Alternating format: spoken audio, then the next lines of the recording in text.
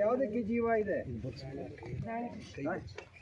ಇಲ್ಲಿ ನೀವು ಯಾವುದ್ರ ಮೇಲೆ ನಿಂತಿದ್ದೀರಾ? ಅದಕ್ಕೆ ಜೀವ ಇದೆಯಾ? ಜೀವ ಇದೆಯಾ? ಅದು ಇದಕ್ಕೂ ಜೀವ ಕೊಡುತ್ತೆ. ಮಣ್ಣಿಗೆ ಜೀವ ಇದೆಯಾ?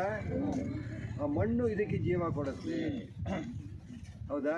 ಮಣ್ಣು ಎಲ್ಲಿಂದ ಬರುತ್ತೆ? ಯಾರು ಸೃಷ್ಟಿ ಮಾಡಿದರು? ಹೇಗೆ ಮಣ್ಣು ಬರುತ್ತೆ?